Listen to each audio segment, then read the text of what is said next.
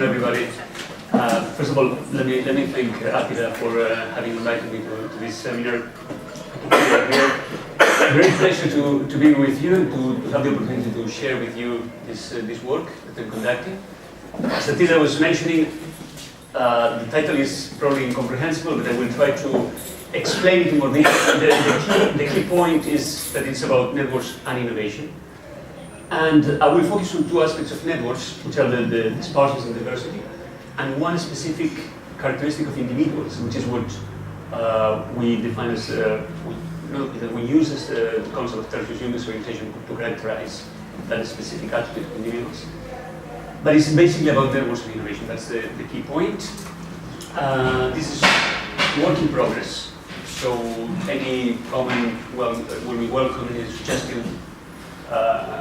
I would also ask if there is any question at any point in time, please raise your hands and we explain, because it will be much more entertaining in that way if we wait till the end, I think. Though I may be breaking the rules of the seminar. No. I think just because I think it will be much more entertaining. If there is any question, just raise your hand and we'll respond to that. Now this is, as I said, work in progress with my colleagues Oscar Llopis and Adrián Díaz.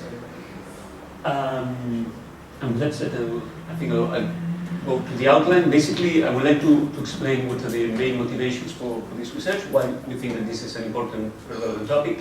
I will go through the background of this research, what is behind the relationship between networks and innovation. The context of this research will be the biomedical setting, and I will explain which kind of data we have collected. And then I will go through the methods, analysis results, and then we'll end with the preliminary conclusions that we would like to discuss with you. Now, main motivations. Basically, the first motivation for this research is trying to advance understanding on the links between networks and innovation, and particularly to answer this question. This is the driving question for this research. What types of network configurations are most conducive to knowledge generation or creation broadly, but innovation specifically? The second motivation is about challenging some key propositions in social network research. On the one hand, highlighting the idea that there might be distinct social mechanisms associated to knowledge creation that are derived from networks, as opposed to one dominant or optimal social mechanism. This is one aspect. The second element we would like to challenge is to highlight the role of actors as key players in enacting, activating, and exploiting networks in particular directions. So these are the key motivations for this research. Now, moving to the conceptual background. The conceptual background for this research draws heavily on social network research. And one of the key contentions of this literature is that individuals' capacity to generate and implement new ideas is strongly influenced by the structure of the social relationships in which individuals are embedded. But basically, the rationale underlying this statement is that social relationships, we are going to call networks, provide access to key sources of information and knowledge which are fundamental for innovation processes. One qualification I have to make is that our focus on these social relationships is going to take an individual perspective. So we are going to be talking all the time about personal networks. So this takes the approach of an eco-network approach from networks. So this is the type of networks we are going to be analyzing here, focusing.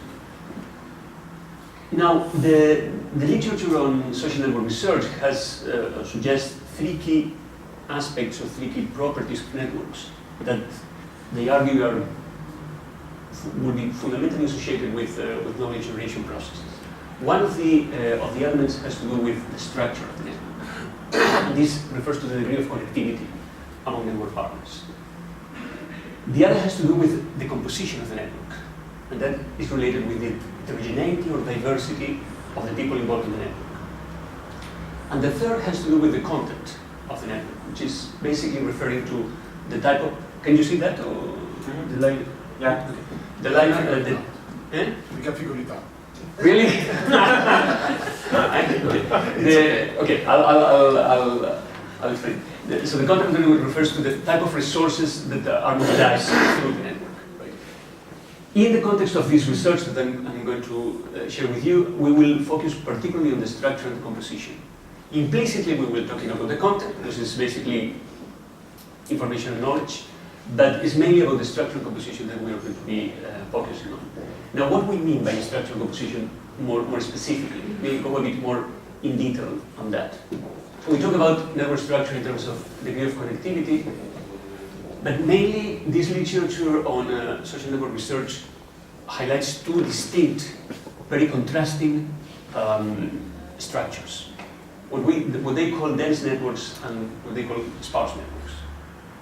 Basically, they can be illustrated by figures like the ones shown in the slides. By dense networks, we mean networks that are characterized by situations where everybody is highly connected to each other.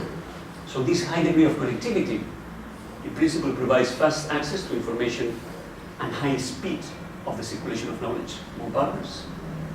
And this high connectivity also enhances reliable communication and trust among partners. Particularly, it encourages or it helps forming social norms of reciprocity that contribute to identify and sanction the violent behavior. So they create really trust communities.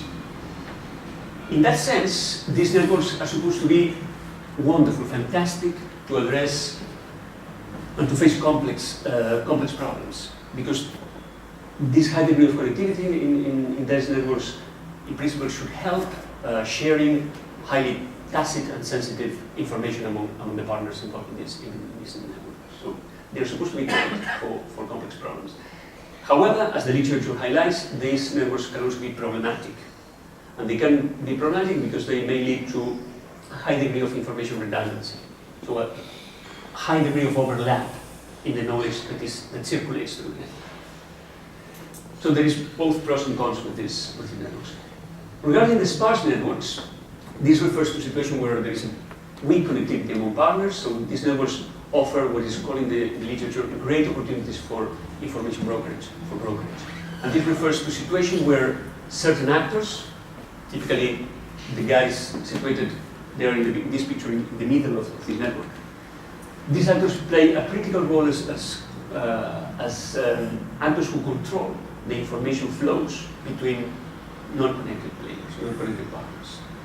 And this brokerage position allows these individuals to have high access to non-redundant information, but also allows them to be exposed to different ideas, interests, and perspectives.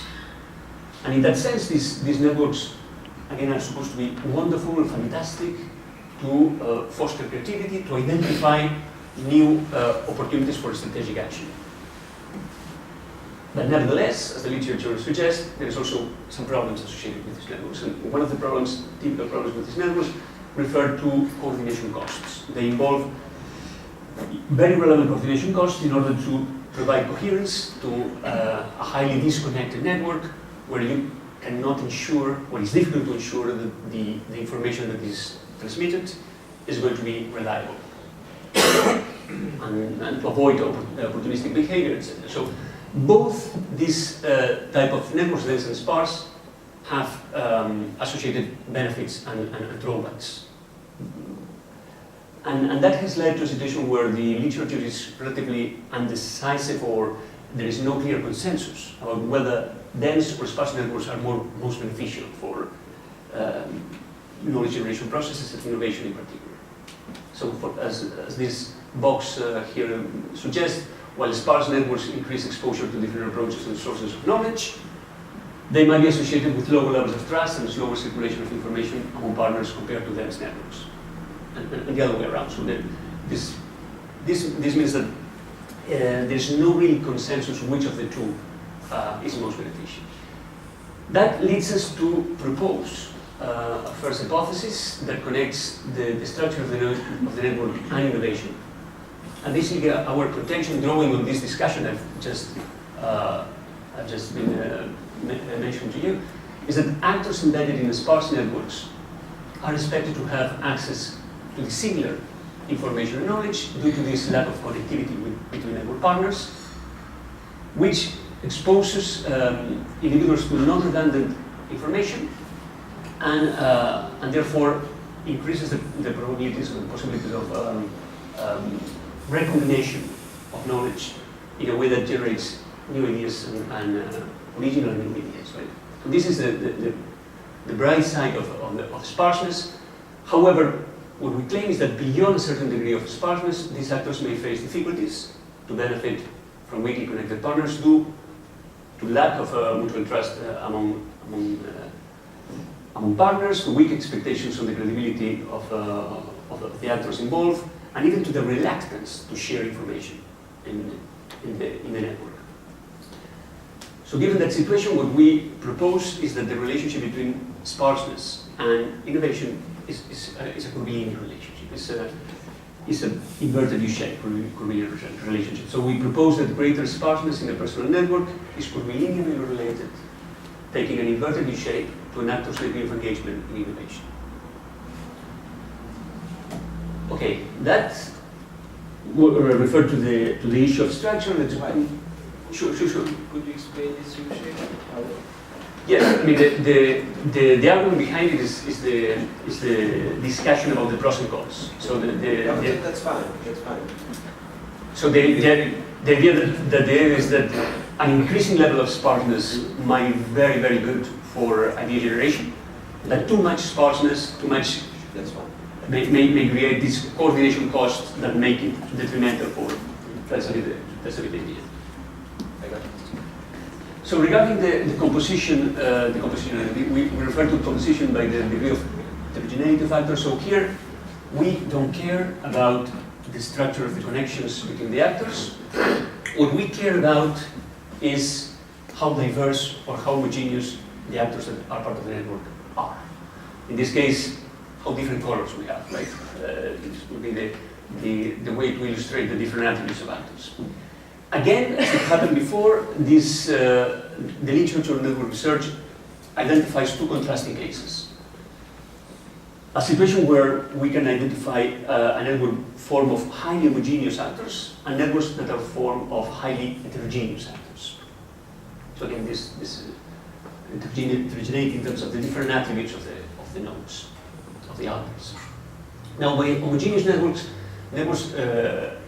these networks are formed of actors with very similar attributes, and in that sense they are very well suited in principle.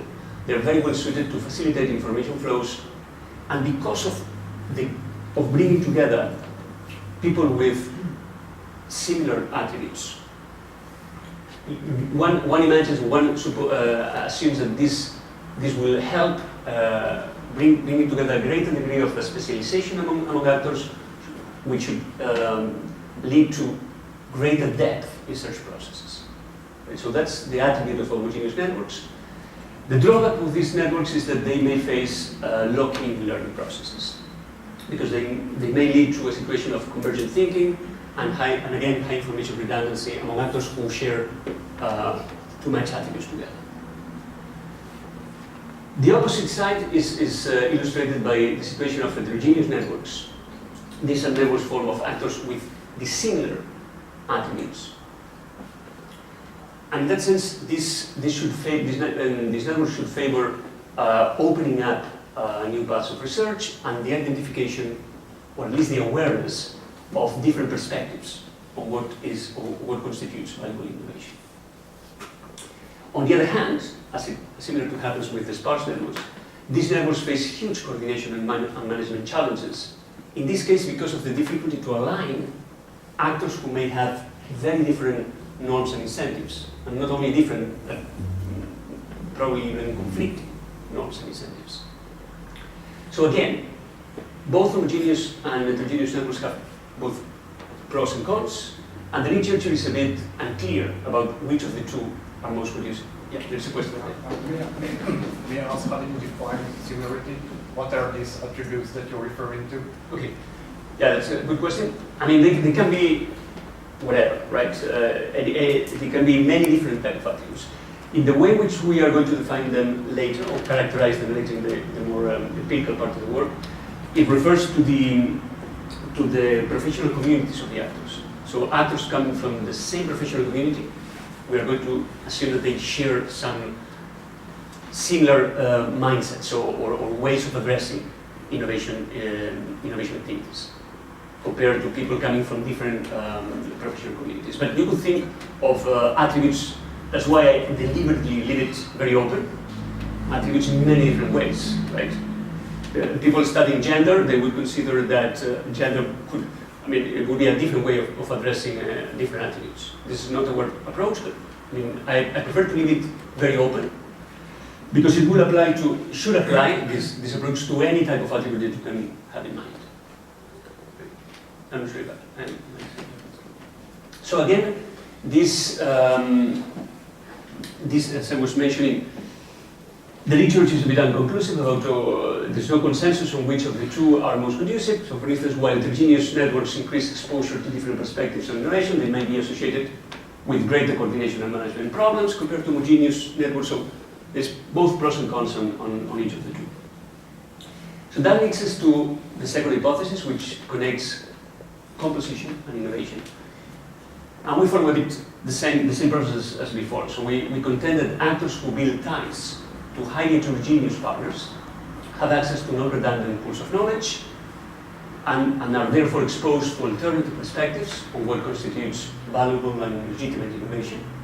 And in that sense, the information advantages derived from these distinct attributes of partners should increase in principle the opportunities for the generation of new original ideas. But nevertheless, high degrees of actor diversity may lead to weak cohesion and coordination problems, particularly because it might be very difficult to interpret and make valuable use of the information collected, due to the lack of shared cognitive frames, risk of misperceptions, and conflicting interests among partners. So because of this, we again pose the idea that there is likely to be an inverted U-shaped, a curvilinear relationship between network diversity and engagement in innovation. So greater diversity in a personal network composition is likely to be curvilinearly related, taking an inverted U-shape, to an actor's degree of engagement in innovation, precisely because of this assumption that beyond a certain level of diversity, there might be more problems than benefits. And that leads us to the third part of the conceptual frame, the conceptual background of this research, which is the one that looks at the attributes of actors, and particularly to the capacity of actors to exert active agency. Now, social network research has become increasingly interested in the capacity of actors to be able to put in place, activate, and exploit networks in particular variations. So it's becoming interested in that because there is an increasing evidence that structurally equivalent networks are not equally conducive to similar levels of performance. So it becomes increasingly obvious that you cannot look only at the structure of the network. Even if you are in love with networks, there's something more than networks that might matter to explain difference in performance. So that has led to an increasing interest in this literature to decouple, as much as possible, to some extent, social structure and active agency in the analysis. So by active individual agency, we refer to the distinctive capacity of actors to enact and mobilize social network resources. For instance, a network can be fantastic for idea creation, but only if certain actors are able to mobilize those resources, it will become a proper network to deliver new practical outcomes, to deliver some degree of idea implementation. The element of decoupling social